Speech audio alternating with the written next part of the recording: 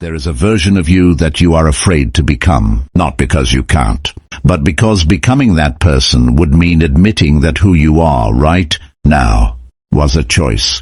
That's the part no one tells you about change. Today we are going somewhere most self-improvement content is too afraid to go. Not tips, not hacks, not 10 habits of highly effective people. We are going inside, into the psychology of why human beings change, why most of them don't, and what the ancient Stoics understood about transformation that modern psychology is only now beginning to confirm with data. Because here is what I've come to believe after studying Stoic philosophy, neuroscience, and the lives of people who have genuinely, permanently changed themselves. Transformation is not a decision, it is a death. The old self has to die, and most people are too attached to their old identity to let that happen. Marcus Aurelius, Epictetus, Seneca. These weren't just philosophers, they were practitioners, men, who forged entirely new versions of themselves under extreme conditions. Slavery, empire, war, loss, and they left behind a roadmap. Today we're following it. Stay with me until the end, because the final insight in this video is the one that changes everything. It's the thing most people miss, and it's the reason most transformations fail before they ever truly begin. Section number 1, the illusion of the fixed self. Let me ask you something. When you look in the mirror, not at your face, but at who you are, do you believe that person can fundamentally change? Or deep down, do you feel like you are more or less fixed? Like your personality, your patterns, your limitations are just you? If you answered yes, you're not alone, and you've been lied to. Psychologists call this the end of history illusion. It was discovered by researchers at Harvard, and here's what they found. When people are asked to reflect on how much they've changed over the past 10 years, they acknowledge significant change, but when asked how much they'll change in the next 10 years, they predict almost none. We always believe we are the finished product, that who we are now is who we fundamentally are. But the Stoics knew better. 2,000 years before that study was published, Marcus Aurelius wrote in Meditations, "Loss is nothing else but change, and change is nature's delight." He wasn't being poetic. He was making a philosophical claim that the self, like everything in nature, is not a noun. It is a verb. It is not a thing you have. It is a process you are in. And Epictetus, who knew something about transformation if anyone did, born a slave, physically disabled, owned by a cruel master who once broke his leg to demonstrate power over him. Epictetus looked up from the ground, leg shattered, and reportedly said, "You will break it." And when it broke, "Did I not tell you that you would break it?" That is not a man with a fixed self. That is a man who had undergone something so profound, so total that circumstance no longer reached him. That is transformation, not a new morning routine, not a vision board. A fundamental rewiring of the relationship between the self and the world. So, what actually makes that possible? Section number 2, the architecture of the old self. Before we can understand transformation, we have to understand what we're transforming from.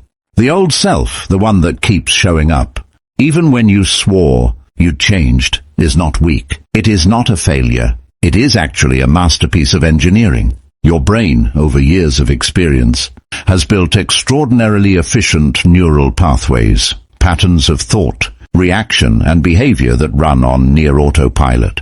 Neuroscientists describe this with the phrase, neurons that fire together, wire together. Every time you responded to criticism with defensiveness, a wire was reinforced. Every time you avoided a difficult conversation, a wire was reinforced. Every time you numbed discomfort with your phone, with food, with distraction, a wire was reinforced.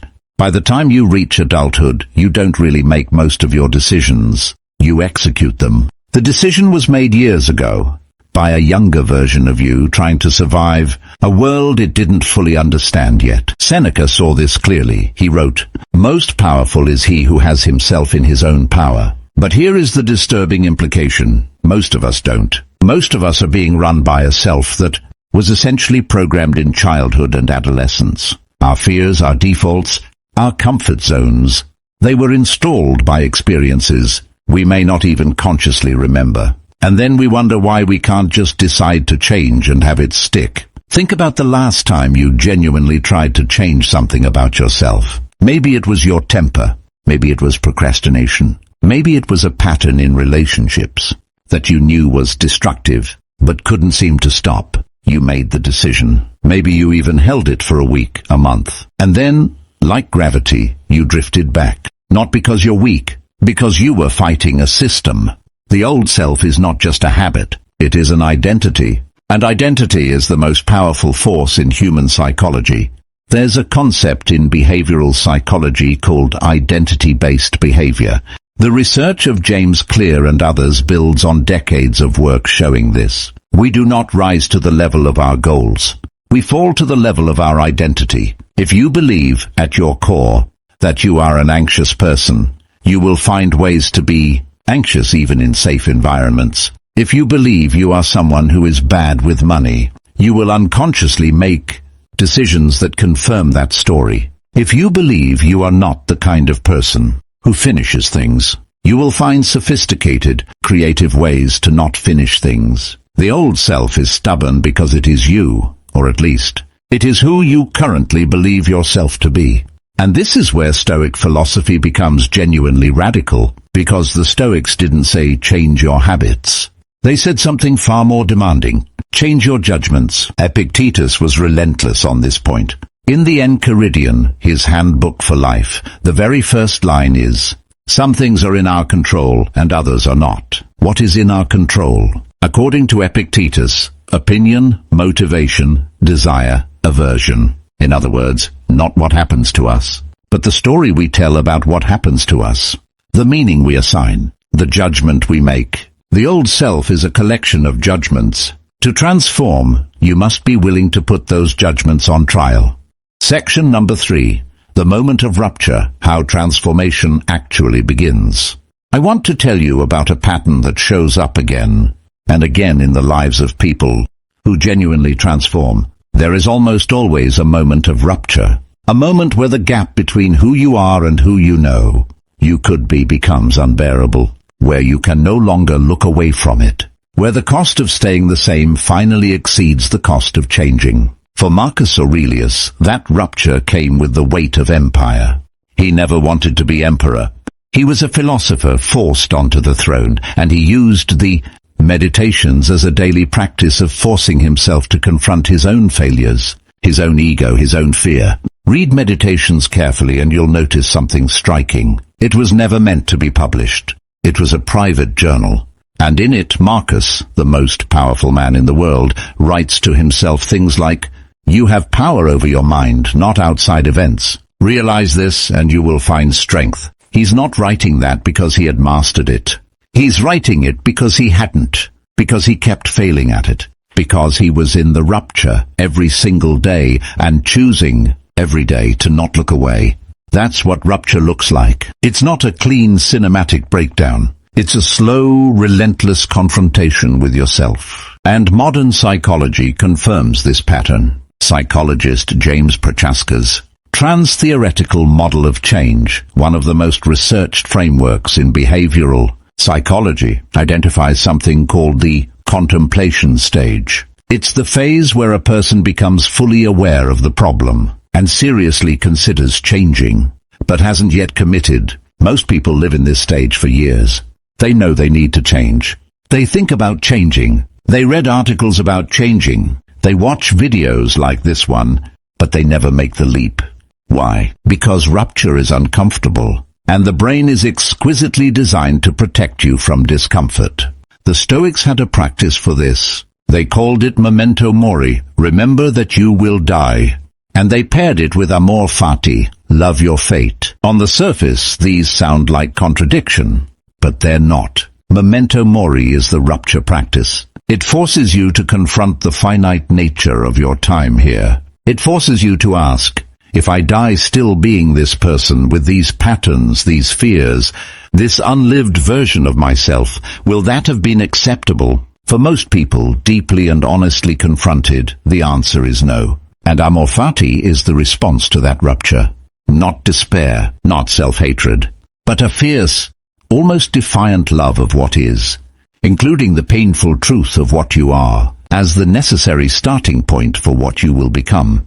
Seneca wrote, "It is not that I'm brave, it is that I know what matters and what doesn't." Transformation begins not when you decide to improve. It begins when you decide, truly, unflinchingly decide, that you can no longer afford to stay the same. I want to pause here for a second and ask you something, and I genuinely mean this. Drop it in the comments. What is the version of yourself you've been afraid to become? And what do you think has been holding you back? I read every single comment on this channel, and sometimes the most important thing in the transformation process is simply naming it out loud for the first time. Section number 4, the Stoic technology of change. So how do you actually do it? How do you move from rupture to transformation and make it stick? The Stoics developed what I can only describe as a technology of self-change. It's practical, it's daily, and it's backed now by modern cognitive neuroscience. Let me give you the 4 pillars. Pillar 1, the practice of self-examination. Marcus Aurelius didn't just think about becoming better. He wrote it down every day. He examined his actions, not with self-hatred, but with the cool, clear eye of a scientist examining data.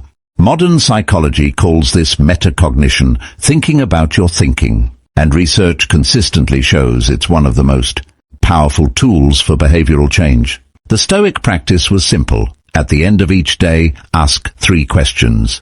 What did I do well today? Where did I fall short of who I want to be? What will I do differently tomorrow? No drama, no spiral, just honest examination and then release. Tomorrow is a new day, a new chance to execute the values you hold. Seneca described his version of this practice.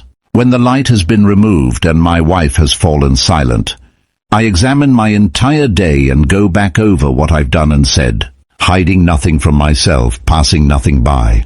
That practice, daily, honest, compassionate examination, is not soft. It is hard. It requires the courage to see yourself clearly. Most people never develop it.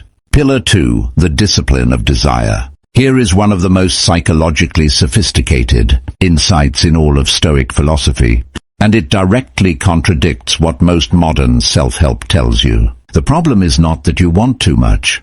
The problem is that you want the wrong things. Epictetus taught that human suffering and human stagnation almost always comes from directing our desire toward things outside our control. Other people's opinions, external outcomes, circumstances. Every time you make your emotional state contingent on something outside yourself, you hand your power to that thing. The Stoics called this discipline of desire, the practice of redirecting what you want.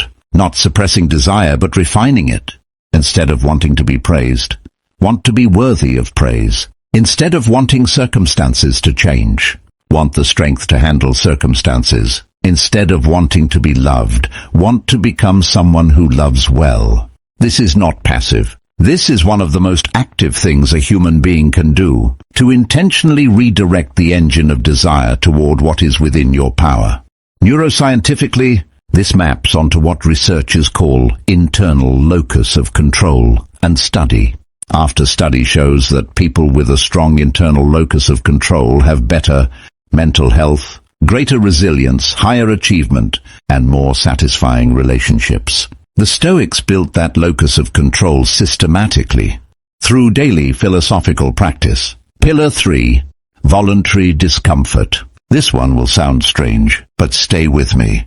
The Stoics regularly practiced what they called voluntary hardship. Seneca wrote about periodically wearing rough clothing, eating plain food, sleeping on hard floors, not because he had to, but because he chose to. His reasoning? He wanted to practice the experience of difficulty before it became necessary, so that when it arrived, and it always arrives, he would not be afraid of it. He wrote, "Set aside a certain number of days, during which you shall be content with the scantiest and cheapest fare, so that you can say to yourself, is this the condition that I feared?" Modern psychology has a name for this: stress inoculation. Research shows that controlled, voluntary exposure to difficulty, discomfort, fear, challenge systematically reduces the power those things have over your behavior. Here's what this looks like in practice. Take cold showers, not because they have magic powers, but because choosing to be uncomfortable on purpose trains your brain that discomfort is not an emergency. Have the difficult conversation you've been avoiding, not when you're forced to, but before you have to. Do the hard creative work when it's easiest to quit, and feel yourself building the identity of someone who finishes things. Every time you voluntarily choose discomfort, you are telling your nervous system, I am in charge here, not my fear. Pillar 4, the long view, subspecie aeternitatis. The final pillar is perhaps the most distinctly Stoic. Marcus Aurelius had a practice he called the view from above. He would mentally zoom out, picturing himself from the perspective of the cosmos, and see his problems, his failures, his small daily dramas from that vast distance. From that perspective, what truly mattered became clear, and what seemed urgent but wasn't dissolved. Modern psychology calls a version of this cognitive diffusion, the ability to see your thoughts as thoughts, rather than as reality. When you are fused with a thought, I am not capable of change, it feels like a fact. It controls your behavior. When you are diffused from it, when you can see it as a thought your brain is producing, not a truth about reality, you have choice. The Stoic long view is the ultimate diffusion practice. It invites you to ask, in 1 year, will this matter? In 10 years? In 100? And more powerfully, what is the person I want to be in 10 years, and what would that person do right now? Section number 5, the identity shift, where transformation becomes permanent. Here is the insight I promised at the beginning, the one most people miss. Transformation becomes permanent not when you change your behavior. It becomes permanent when you change your story. Your identity is a narrative, a story you tell yourself and others about who you are. And as long as the story stays the same, the behavior will eventually return to match it. This is why willpower alone never works long-term. You can force different behavior for a while, but the identity exerts a gravitational pull, and eventually you snap back. The Stoics understood this, but they called it something different. They called it prohairesis, your capacity for rational choice, the core faculty that makes you you. And they taught that prohairesis is the one thing that can never be taken from you. No circumstance, no trauma, no other person can touch it. It is, in their philosophy, sacred. When Epictetus was enslaved, his prohairesis, his rational, choosing self, remained free. When Marcus Aurelius was exhausted, betrayed, grieving, his prohairesis was what he returned to. Day after day, in those private journal pages. Who am I choosing to be? Not who am I trying to be? Not who do I wish I were? Who am I choosing to be, right now, in this moment, with this circumstance in front of me? That is the question of transformation. And here is how it works psychologically. Every choice you make is a vote for a kind of person. Not a dramatic vote, a quiet one. When you choose honesty in a moment when lying would be easier, you vote. When you choose patience, when irritation is the default, you vote. When you get up after failure and try again, you vote. No single vote determines the election. But over time the votes accumulate, and the story changes. One day you realize, I am no longer the person who does that. Not because you made a declaration, but because you made 10,000 small choices that rewrote the story. That is Stoic transformation. Not an event, a practice, daily, quiet, relentless. Seneca's most famous line, Nusquam esque ubicest. One who is everywhere is nowhere. He was talking about physical travel, but the deeper meaning is this. You cannot transform while scattered.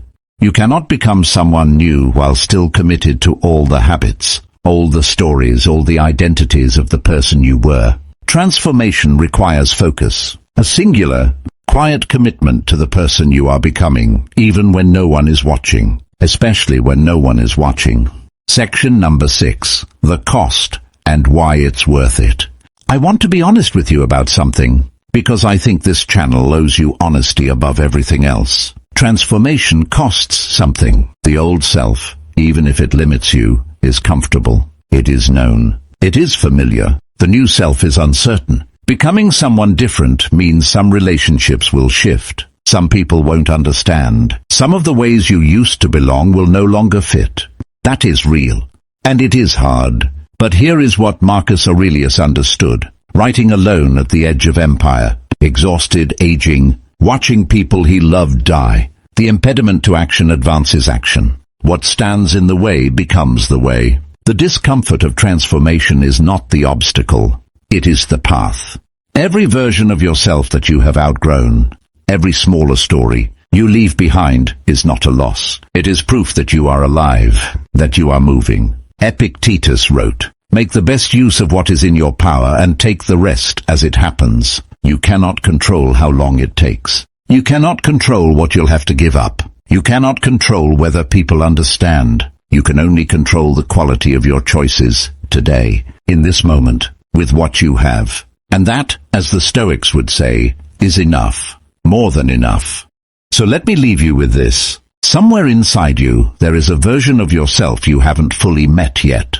Not a perfect version. The Stoics had no interest in perfection, but a truer version. A version that responds rather than reacts. That chooses rather than drifts. That builds something real rather than just surviving. That version of you is not far away. It is not waiting for the right conditions. It is not contingent on circumstances changing. It is one choice away. Not a permanent choice, not a dramatic choice.